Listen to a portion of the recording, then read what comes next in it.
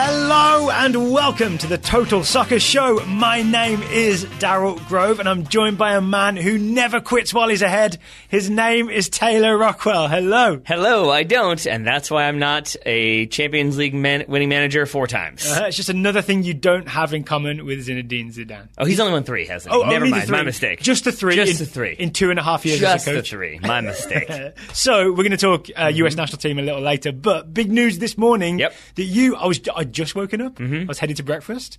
I got a text from you saying Zidane has resigned. Yep. Did you include a wow at the start? Maybe. Or did I whoa. just respond with a One wow? of those. So really out of the blue, this was at least to me, and apparently to Florentino Perez and a lot of the people at Real Madrid. Zidane has quit after his 3rd Champions League in a row. Yeah, and at first I was really shocked. I remain really shocked, but the more I think about it, the more I think it probably makes sense for him to do this. I agree. I remember even after on our Champions League final review, I think I was saying that it just feels like this is the end of a trilogy and it just can't keep going this way. And maybe Zidane sees it the same way, that he's just managed it perfectly for 3 years. And now there does need to be some rebuilding, some changes, and maybe it's best to step away before all that starts. Yeah, I think your euphemism is better, because the one I was going to go with was the line from The Dark Knight, which was, you either die a hero or live long enough to see yourself become the villain. And I feel like that's kind of the way it works in modern management, is either you resign, you go out on a high note, or you eventually get fired when Florentino Perez gets mad at you and wants to go out and buy another big name. And it does seem like that was kind of what Zidane thinks is going to happen, or thinks needs to happen, which is the only thing that really has me confused by his decision. So yeah, there was a quote where he essentially said that I think for the team to keep winning, it needs... he said the team can keep winning, but it needs a fresh methodology, as I think one of the things he said, and fresh ideas.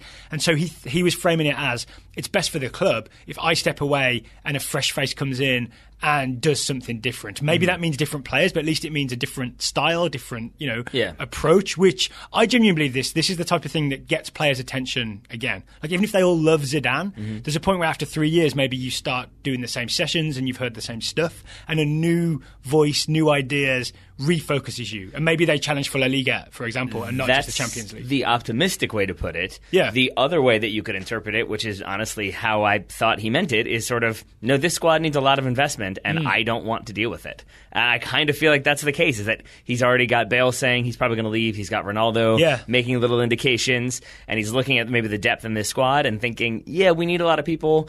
I don't really want to have to deal with some of this. I don't want to have to deal with maybe dropping Karim Benzema or selling Cristiano Ronaldo and having that as my legacy. I just feel like maybe there's an element of... There's a lot of work to be done here. And I'm not saying it's like Zidane's fault that they're in this position. Obviously, he's not the one who's out there doing all the signings. Because he's taken a somewhat stable team over the last 3 years. He hasn't made any gigantic signings as far as I'm aware. And he's just taken the best of what he's got the best out of them. Yep. And now it's sort of at the end of that. So, yeah, obviously it needs refreshing. Yes. So I'm sure Madrid fans will love me giving credit for Zidane to Pep Guardiola. But I did want to ask you... How are you going to do this? Because I did want to ask you, do you think Guardiola is the one that started this sort of... Not necessarily trend, but it seems like a thing that more managers are doing lately of, I need a break. And so I'm going to take a couple years off, and then I'll see where I end up. I think it's partly that, Guardiola, but partly what you mentioned earlier, which is no matter how great you are, there's a life cycle to when you sort of become to blame for the problems, no matter what your past success is. I mean, ask Del Bosque at Real Madrid, right? And in Spain, right? He's done it twice. Where if you're a great coach, you start to realize that's going to happen. So you see it coming, and you step out of the way. So do we think that's what it was? Do we think maybe he looked at the rebuilding, looked at what was needed, and thought... I mean, I guess things can be two things. It could be a combination of maybe they need somebody really to come in, bring new ideas, bring a different perspective, maybe get the best out of some players that I feel like I can't get the best out of anymore. Or do we think it was... I don't really want to be here when we're rebuilding and maybe we finish 4th and don't win the Champions League. Here's what I think. I think we should take Zinedine Zidane at his word. Okay. I don't think of Zinedine Zidane as someone who's ever misled us or said something not true. This is a man who, someone insulted him in a World Cup final, so he put his head into their chest. You know what I'm saying? He reacts quite honestly. I don't think he's ever misled anyone at Real Madrid. And if he says for the team to keep winning, I just think it's best to freshen things up. I honestly take him at his word and believe that he has the best interests of Real Madrid at heart because, he's part of that club, right? He's part of that club in the way that Sergio Ramos is part of that club.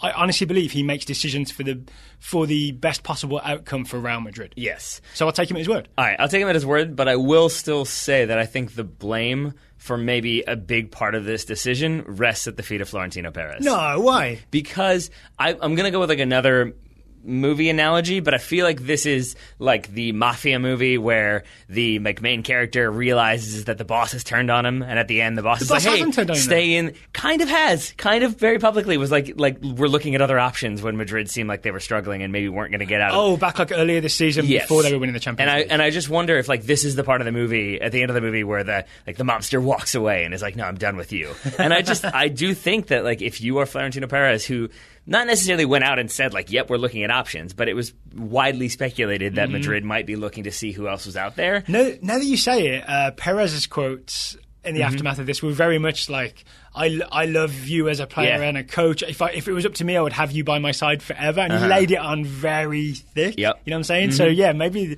there's something there. I don't want to speculate too hard. That's fine. Too hard on that. It at the end of the day, it all comes back to, I think it is probably the smart decision for Zidane, at least for his reputation and his CV, if you want to go that route, because, you know, he has all those numbers now of he's the only manager to never be eliminated from the Champions League.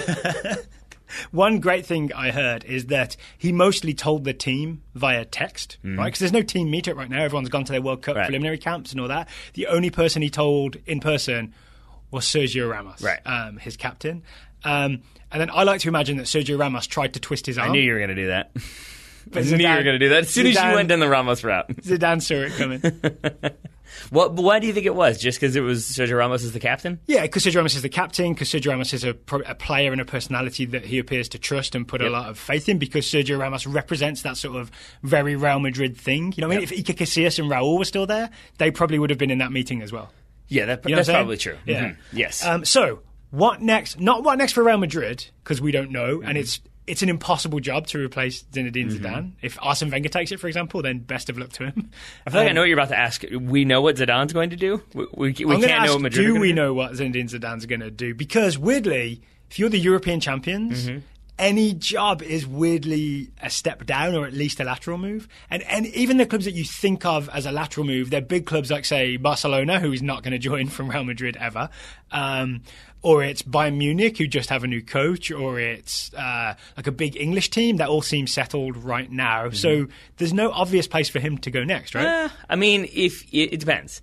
I think he'll probably take some time off, as managers who take breaks after 3 seasons tend to do. So maybe the Guardiola approach happens again, where he just goes and spends a year somewhere relaxing, basically, recharging. And, I mean, the one that makes the most sense to me, especially given that there's already been speculation that he's going to leave, is Max Allegri at Juventus, where Zidane already has that playing relationship. So he'll just travel around reinvigorating his former club. Yeah, why not? Where I don't see him going is... Not that Juve needs reinvigorating, except in a Champions League winning sense. Yeah, there you go. But, I mean, but maybe that is the case, that you have this weird managerial merry-go-round. I don't think this is going to happen, but you have there's a theoretical possibility that, like, Sarri goes to Madrid, Allegri goes to Chelsea, Zidane goes to Juve. I see. Yeah, who knows? I don't know, because Sarri still hasn't signed for Chelsea, as far as I know. Chelsea haven't necessarily departed with Antonio Conte. Lots of balls still up in the air, but I think Zinedine Zidane will keep his proverbial ball in the air and basically wait it out. Maybe when it comes down, he'll kill it with one touch.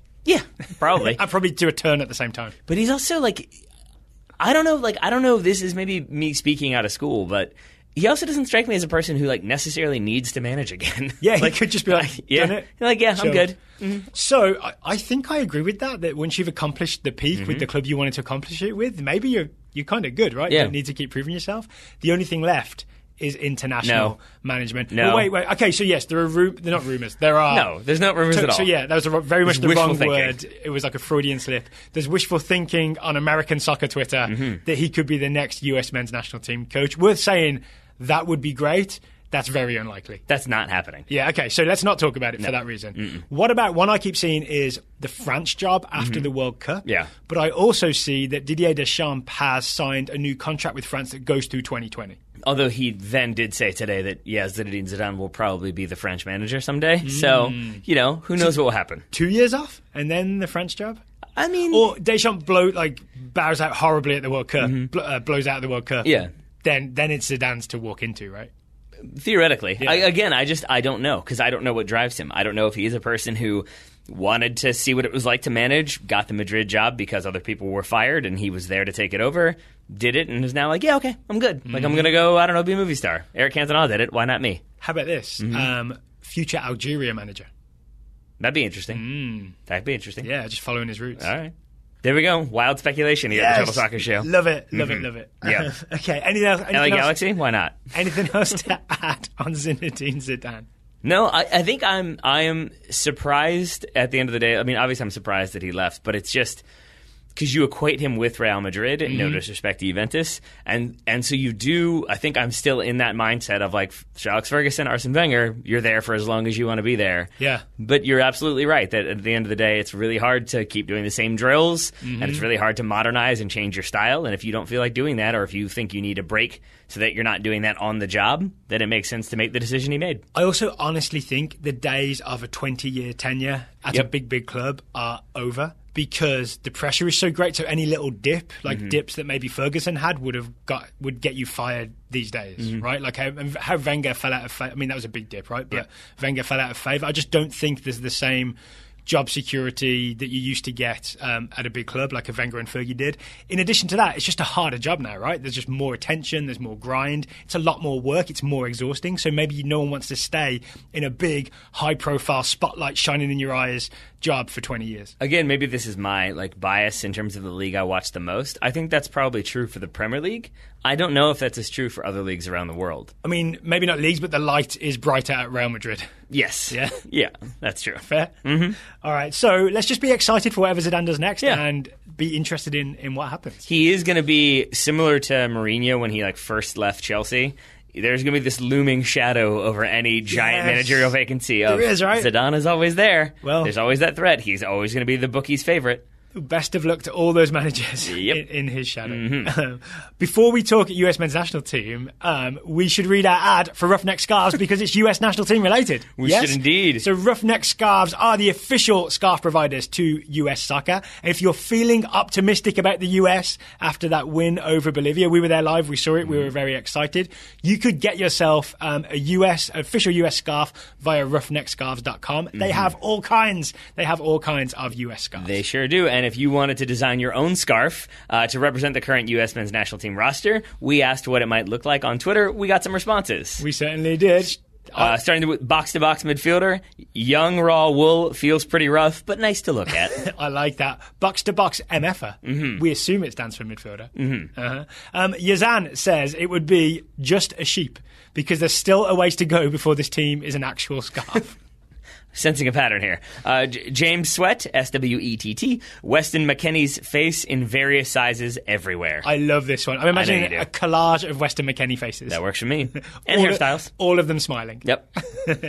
How about Tim Higgins says, on one side, Tim Weah with In Weah We Trust. On the other side, Christian Pulic's tattoo. Pulisic, is what I said. Did I say Pulisic? Yeah. Well, I meant Christian Pulisic. On the other side, Christian Pulisic's tattoo. And I think that tattoo might already be on a scarf. There's a decent chance because I'm pretty sure his tattoo is a flag and an eagle. So maybe that is already on a U.S. national team scarf. If not, you could custom design that one. And the last one for me, Peruano, Weston McKennie on one side, the rest of the team on the other side, avoiding his annoying antics. But they secretly love him. Yeah. Usually it's the opposition trying to avoid Weston McKennie's annoying antics, like tackling the ball and sending it straight back at them. Final one, Andrew J. Abernathy says his scarf would have the US crest rising from ashes like a phoenix, but in front of Everest because we have a mountain to climb. I like that one more. I didn't like where it was going, but I like where it ended up. Yeah, it's poetic, right? Yeah, and if you're not necessarily interested in getting a U.S. scarf right now, with the World Cup coming up, there are many other national team scarves to choose from if you're choosing to root for somebody else. A scarf is an easy option for doing so. It certainly is. You can also get scarf hangers, as we found out last week. We sure did. If you want to get 20% off any scarf you see at roughneckscarves.com, the discount code is Total Soccer Show, all one word. Total Soccer Show, all one word for 20% off at roughneckscarves.com. Thank you very much to Roughneck Scarves for sponsoring today's program, and for setting the scene Exactly. for our US national team talk. Mm-hmm. So where should we start, Daryl Grove? Well, let's start with letting people know what happened. Sure. Okay, so Dave Sarachan selected his very young roster to play a very weak Bolivia team, which we discussed on last Tuesday's Total Soccer show, right? Everyone's very excited about what happened in that game. A lot of the teenagers, the kids, looked very impressive. Some changes have been made, and the squad is now on their way, or maybe already there, to play Ireland on Saturday afternoon, 3 o'clock. The US plays Ireland. The following Saturday, they play France. So there have been roster changes. And our plan, just as a quick note, is to watch the game on Saturday, do a quick take, hot take, essentially, episode reviewing that game. And then go watch some USL. There we go. Yeah. I like this plan. So let's get to the roster changes first. They are not what I feared. I feared that, say, Tim Ware, Josh Sargent, Keaton Parks, all these young names that I was so excited to see, I feared that they would be cut. They are still there. Yeah, as is Anthony Robinson. That was the other one I thought might be sent home. Anthony Robinson, still there. I think the only guys who I don't have the full list in front of me of exactly who's good. Alex Bono, Ethan Horvath, Matthew Olasunde, Walker Zimmerman, Lyndon Gooch, Alejandro Guido, who was injured, and Christian Pulisic. Okay, so those we most expected. The only one that I didn't expect is Lyndon Gooch. He's one of the more experienced players. He wasn't horrible in his time on the field. And he only got, 15 minutes or so, I think, or thereabouts. Yeah, he looked a bit frustrated as well. There's a couple of balls that didn't go his way that he really wanted. And maybe if we wanted to read into that, I think we had a couple people comment on the fact that, or on their opinion, rather, not fact, that he was the only one who looked sort of like he wasn't part of that team camaraderie, everybody jumping and celebrating and laughing and teasing each other. He seemed like the one who was there to prove a point, wanted the ball, and maybe that factors into that decision a little bit of maybe we'll focus on some other people. The only thing that I would say to absolve him of it being his own fault for getting cut is the idea that a lot of these changes were pre-planned. Yep. And that Kenny Seth of Anderlecht plays basically the same position that Lyndon Gooch played, right? Left wing. Kenny Seth will play on the left wing. And that maybe it was just a pre-planned change to give Lyndon Gooch one game and then bring in Kenny Seth when we go over to Europe. So are we going Seth for sure? I am. Okay. No, I'm going Saif. Sorry, I've been corrupted. It's Kenny Saif, right? There's just that one broadcast where they decided it was Seth. Yeah. We've since found it is not. Kenny Saif. My apologies, Taylor and listeners. It leached into your brain. It leached into my brain. So other additions. Yes. Tyler Adams. We didn't think he'd make it after that injury. Tyler Adams has joined this roster. So there's a possibility of a central midfield of Tyler Adams, Weston McKennie, and Keaton Parks. It's a possibility. I don't know how likely that possibility is, unfortunately. I think maybe we see it at some point for a few minutes because I don't know if those three all start. Yeah. But I certainly don't think that, it's going to be the same midfield throughout the full 90. That's fair. But can I tell you why I was so excited about that? Do you remember after because it's the thing we've been excited about since Jonathan Gonzalez declared for Mexico? Exactly that. Because after the recent unpleasantness, my dream US midfield was Jonathan Gonzalez, Weston McKennie, and Tyler Adams. And it just had this energy and aggression to it to chase people down and make the US just impossible to play against in a sort of 4-1-4-1 shape. I thought when Jonathan Gonzalez one time switched away forever that was gone forever. Then Keaton Parks became my new hope, like Luke Skywalker. I think we jumped pretty quickly over to Keaton Parks. Yeah. I think we said that on an episode of... on the episode where we talked about Jonathan Gonzalez leaving, I think we had a scouting report about Keaton Parks, and we went all in on him at that point. We said, no, there is another. And then this is the first chance for them to all be on the same roster and possibly start. Who stands in the way of my dreams, Taylor? Will Trapp? Will Trapp, probably. Yeah. He's played under Dave Sarachan before, obviously has national team experience against stiffer opposition. Maybe we see him against France and not against that Bosnia B team.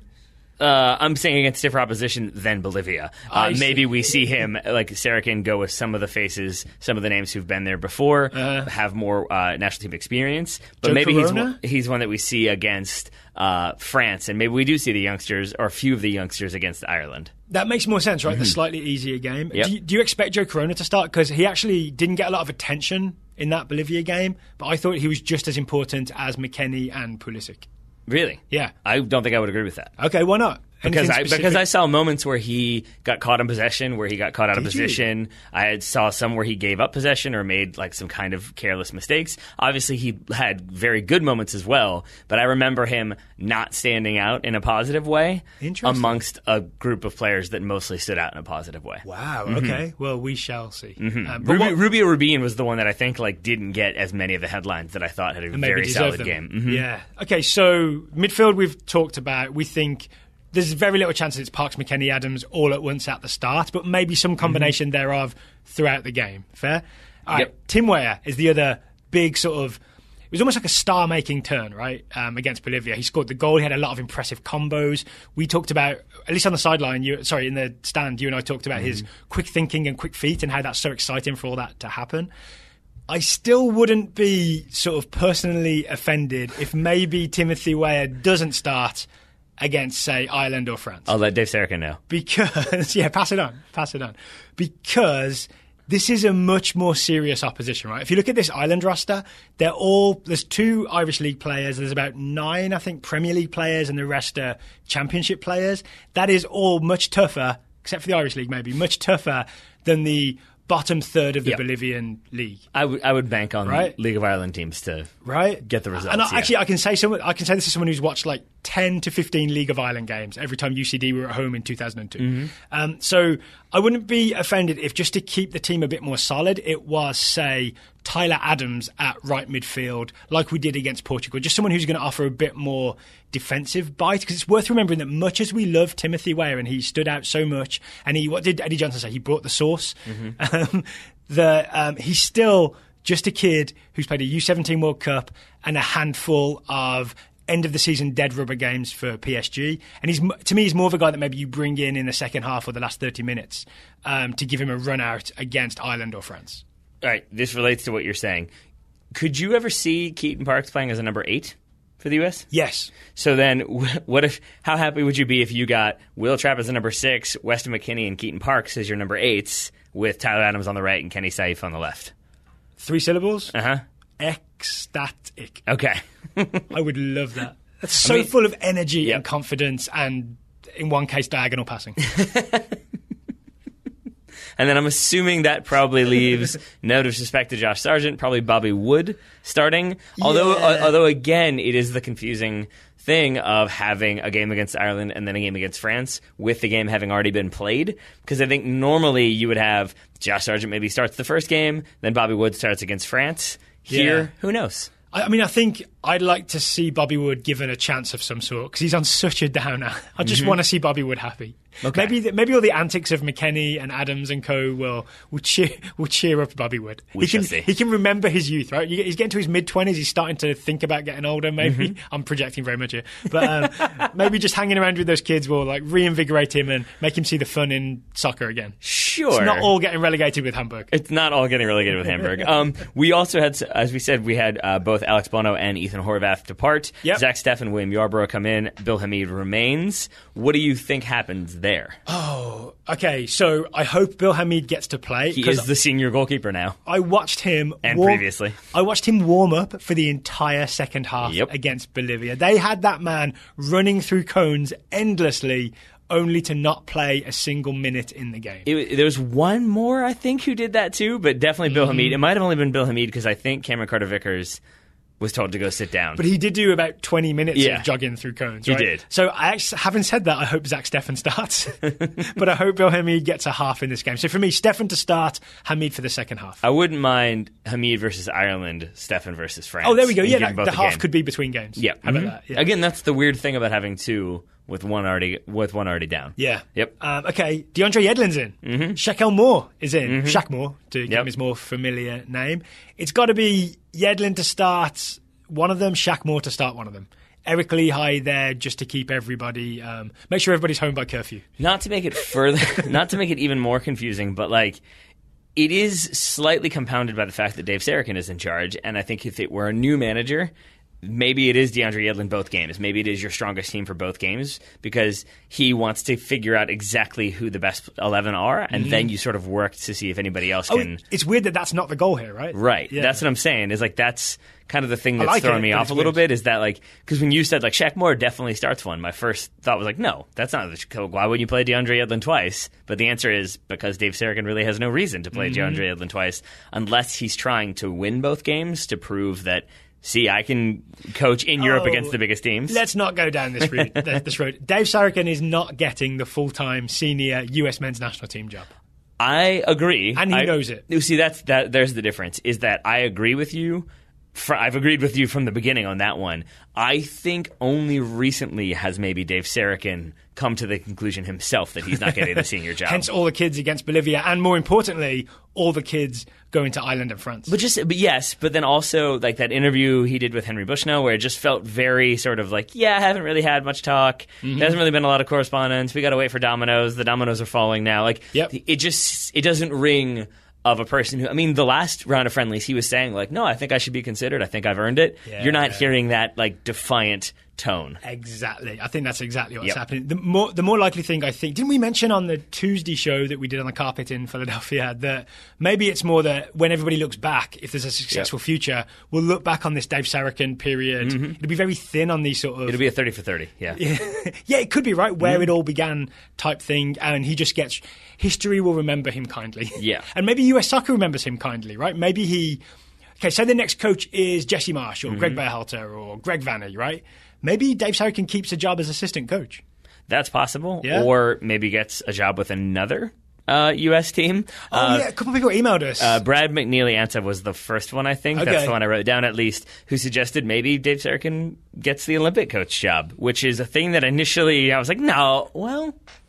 Okay, I can kind of see it. Assuming everything goes well, it's like a reward for what he's done. Yep. But the reasoning has to be correct, right? It can't just be jobs for the boys, as in like, hey, let's reward this guy by giving him the Olympic team. I'm sure that will work out like it did with Andy Herzog and Caleb Porter. Assuming that there's a genuine decision that letting Dave Sarachan coach the Olympic team is the best strategy to get us to the Olympics, then I think it's a perfect match in terms of his profile and a reward for his work with young players. So then what does he have to do then to like kind of continue being an eligible candidate for another assistant job or U17 job or Olympics? In US Soccer Federation's eyes or in Taylor and Darrell's eyes? In US Soccer's. In US Soccer's eyes, I would guess he just has to be sort of loyal to the program and keep calling up the youth and lay the groundwork for the next guy, and then you'll get your reward.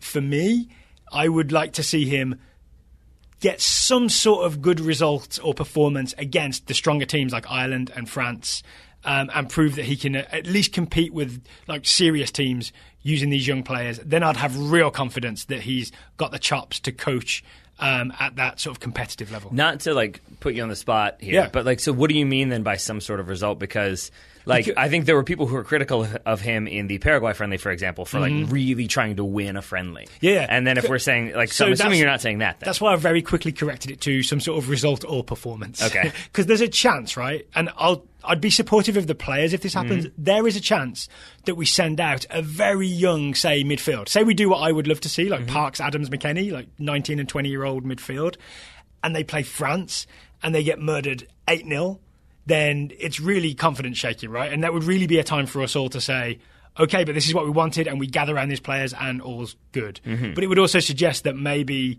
Dave Sarachan isn't quite ready to put a team together to compete at a high level. Okay. Is that fair? I think so. Yeah. I think so. It's very complicated, right? Because we've got the bitter feelings from October 2017 competing with the positive feelings of seeing like Tim Weah and Josh Sargent do things in a US national team after Dave Sarachan has selected them. So I feel like these things are often in conflict, and it's quite hard to balance your emotions about how to feel about the whole thing. All right. Well, maybe after the Ireland game we'll have more insight, and we'll talk about that. And then after the France, we'll definitely have more insight. We definitely will, right? We definitely will. That's why, so just to put a bow on this, that's why I think these two games are actually quite important, is because it's testing these youngsters against proper opposition.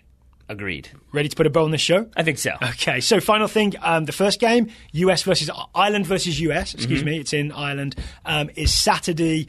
I saw it listed as 3:05 p.m. Eastern kickoff, and we'll have a review for you after that game. We will indeed. But before then, we will have some scouting for you because we have many scouting reports. We still have some of the queue, but the ones we're going to get to today start with Kevin Morris, scouting Shaq Moore. You thought you'd heard enough about young players? There's more to come. There's definitely more to come. Shaq Moore, the 21-year-old American right back for Levante. Shaq is on the roster for the U.S.'s upcoming friendlies against Ireland and France, as we said. Sarachan probably just wants to get him involved with the other youth players in camp because Moore has not played for Levante since January 7th, and his last time making the game day roster for Levante was on March 31st. But he did play for the B team, right? So it's not like he's been sitting idle. He's in shape. But it remains unclear what Levante's plans are for him. His contract with the team runs until June 2020, so hopefully a loan is in his future if he's not in the plans for the first team next year. All right. Maybe if he scores a hat-trick against France, that will help him out. I probably would. William Hagens is scouting Brandon Savagna, the 19-year-old American midfielder on loan at the Tulsa Roughnecks from FC Dallas.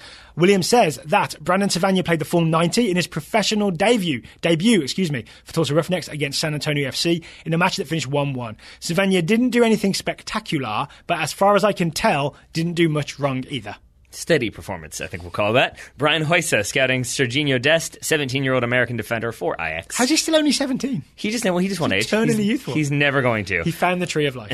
Serginho scored in a 2-1 loss to FC Utrecht's U19s in the final game of the season. Utrecht's keeper gave up a sloppy rebound, and Serginho capitalized with a straightforward tap-in from 7 yards out. Dennis Dugan is scouting João Moutinho, the 20-year-old Portuguese defender for LAFC. Not the famous one in the squad, nope. The one at LAFC. After some shaky performances and a long spell on the bench to start the MLS season, João Moutinho made his return to the pitch against DC, but only because LAFC got a first-half red card.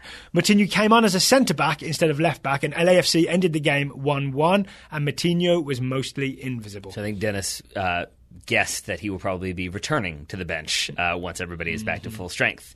Russell Varner scouting Alex Mendez, 17-year-old American midfielder for the LA Galaxy Academy. It's been quite a week for Mr. Mendez after starting both of the USMNT's U20 matches against Honduras. He started and went the full 90 in Los Dos' 7-2 win over the Las Vegas Lights, tallying 1 primary assist and 2 MLS assists. Alex Mendez was playing in the center attacking midfield role for Los Dos in a 4-4-1-1 and looked quite comfortable there. Can we talk Los Dos for a second? We sure can. There was I'm sorry, I've forgotten the journalist, but there was an interview in Soccer America with Mike Munoz, who's the coach. Is he the head coach? He's a coach at Los Dos. And he mentioned Efrain Alvarez, the famous 15-year-old Mexican kid who's been scoring hat-tricks.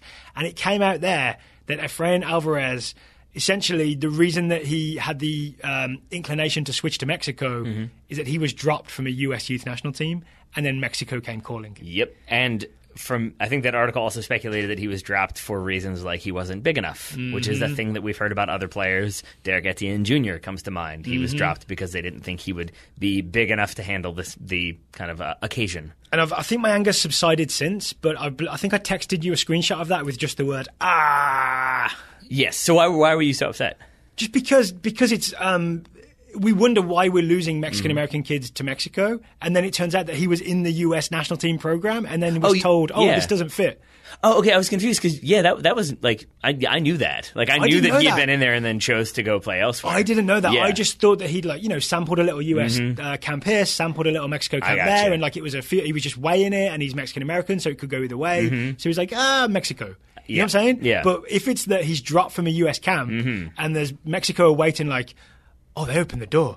These dummies opened the door. Yeah. Let's walk through it. See, and now they've got a 15-year-old who scores hat-tricks in the USL. Yeah. My only thing I disagree with there is I don't have a problem with U.S. soccer saying no, you don't fit the style, you don't fit the system, you're not at the level where we think you should be. And then maybe they drop him, and then he has an amazing season, and then Mexico are like, ooh, we'll go after him now. I think the difference for me is just hearing some of those quotes about how, he wasn't big enough, we didn't think he'd be strong enough. It speaks to that same old mentality of you've got to be big and fast if you want to play for the U.S. Exactly. That was the part that I found really distressing, is that it was basically sure, you're really technical and very good on the ball, but we want you to be 3 inches taller, so no thanks. Yeah. And then Mexico Go were be 3 inches awesome. taller. Yeah, exactly. Because if you read that Mike Munoz interview, he essentially says this kid just has it all. Everybody could see immediately at LA that this kid just has the complete package. So someone at US Soccer somehow missed that.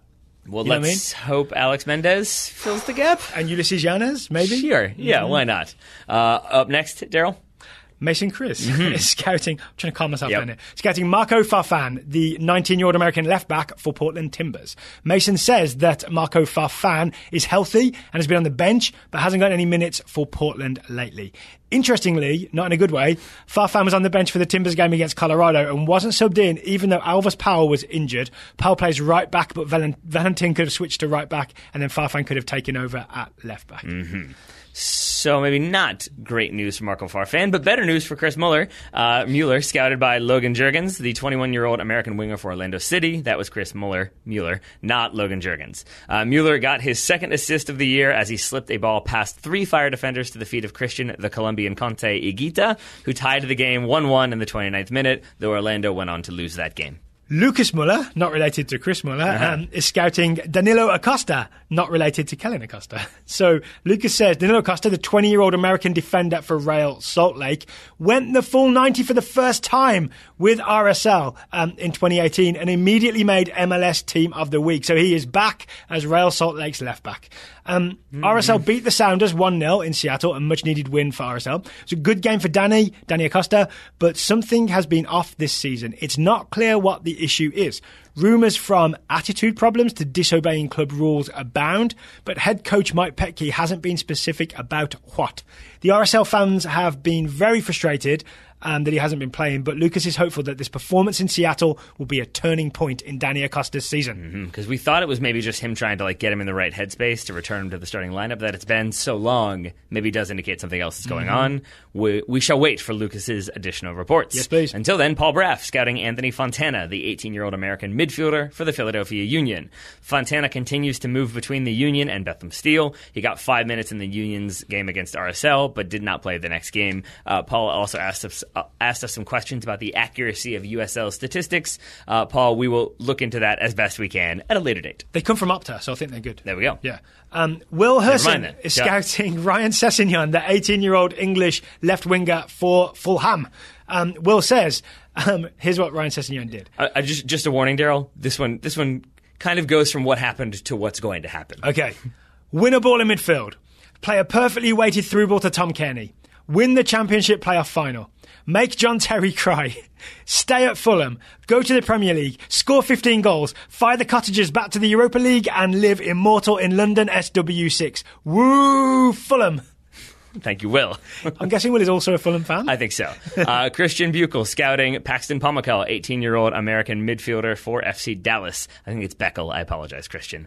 After undergoing meniscus surgery in early April, Pomykal has made his way back onto the field in recent weeks. He put in a man-of-the-match performance for FC Dallas against the Tigres U20s, nabbing a goal and an assist. Yeah, Paxton. He showed sharpness and decisiveness in the central attacking midfield role of a 4-2-3-1, but still has a ways to go to get back to his pre-injury levels. Zach Rose is scouting Ronaldo Vieira, the 19-year-old English midfielder for Leeds. That name again, seriously, is Ronaldo Vieira. Do you know what his brother's name is? Zidane Petit. It's better. Go ahead. It's been an up and down couple of weeks for Ronaldo Vieira. Unfortunately, his twin brother Romario Vieira, was not included on of course his brother would have the same second name. Was not included on Leeds' retained list for next season. Oh no. On the bright side, Ronaldo Vieira was called up to the English under-21s for this summer's Toulon tournament. I bet that wasn't fun for Romario. Oh. I got cut and you're on the England team? Perfect. But I'm so happy for you. Yeah. Jeff Warren scouting Niklas Dorsch, the 20-year-old German midfielder for FC Heidenheim. Yeah. Dorsch, former captain of Bayern Munich 2 and out of contract with Bayern Munich, has signed with the 2 Bundesliga side, Heidenheim, on a free transfer. Despite scoring on his debut with Bayern's first team last month, Dorsch was resigned to leave the Bavarian club in search of more playing time. I can't tell if that's a brave move or a desperation move. Time will tell, right? Next season will tell. Things can be two things. Calvin Derleth is scouting Kennedy, the 22-year-old Brazilian wingback at Chelsea. Was on loan at Newcastle last year. Calvin says Kennedy ended his 4-month loan to Newcastle. There it is. With 2 goals and 2 assists in 13 games. Rafa Benitez has stated he would love to have the youngster back next season, either on loan or as a result of a permanent transfer. However, Benitez may have correctly predicted that Kennedy has played himself out of Newcastle's price range, as Arsenal, PSG, Bayern and RB Leipzig are all rumoured to be interested. Any acquisitions will likely be on hold until the questions around Chelsea's manager have been answered.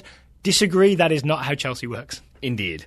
Alex, right, the club sells players. The team, the manager doesn't really get a say. I would say the head coach. I would say you could remove questions around Chelsea's manager and just get rid of the apostrophe S and manager, and I think that's the question. Questions around Chelsea? Yes, Yeah. that's probably got to be dealt with before you go out and sign people. Quick side note, Roman Abramovich not allowed back in the UK right now. They're not giving him his papers. I believe he's been allowed back in, but he is not allowed to do anything related to working with Chelsea. Wow. Yeah. So he sort of put on hold his investment in the new Chelsea stadium, and there's questions of whether he'll even continue. It's kind of a geopolitical thing, right? It's about the UK and Russia after the assassination from back in the day. It's all very complicated, and it seems like no one's thinking about Kennedy in that whole thing. It seems selfish. It does. It really does. Alex Wellman Farwell scouting Harry Wilson, the 21-year-old Welsh midfielder for Liverpool. Harry Wilson had a relatively quiet game as Ryan Giggs did his best Jose Mourinho impression in Wales's 0-0 draw with Mexico. We kind of saw this in a fuzzy way in a Mexican-Honduran restaurant. This is true. And we had no idea what was happening, but we did know that one team was playing a bright red team. I'm assuming that was Wales. For the few attacks that Wales managed to string together, Wilson looked potent in possession, including a nice move in the 20th minute where he cut inside from the right flank, beat a defender on the dribble, and placed a curling shot just wide of the far corner. Alex was glad to see him subbed out in the 60th minute, as it meant he wouldn't have to watch the match anymore. Oh no, we're making our scouts bitter. Alex Pennington is scouting Yassine Adli, the 17-year-old French attacker for PSG. Yassine made his senior PSG debut in their Ligue 1 finale at Cannes, playing aside Timothy Weah. Adli gave a hopeful, if uninspiring, glimpse of PSG's future. Why uninspiring? I think just because maybe there wasn't much to report upon. I see. Given the brevity of the report. I see. Well, thank you to everybody for Scouting Reports today. If you'd like to join the network, you can support the show. It's totalsoccershow.com/join. As Taylor said, we'll be back on Saturday with our USA Ireland review. But in between that, we are about to record and publish our World Cup Group C preview. That should be with you this very Thursday evening. I know that you're emphasizing that it's this Thursday, but it sounded for a minute like you were describing it as a very Thursday evening. I'll tell you what happened is I didn't know what day it was. Gotcha. It is Thursday, right? It is. Yes. So Group C. You did it. Group C, France, Australia, Denmark, Peru will be with you this very Thursday evening. See, I said it more emphatically this time. Vamos Peru. Exactly. Arriba Peru, I believe, is the hashtag. Taylor Rockwell, thank you for taking the time to talk to me today, and quit while you're ahead next time. Right back at you, buddy. Listeners, thank you for listening, and we'll be back with you very soon.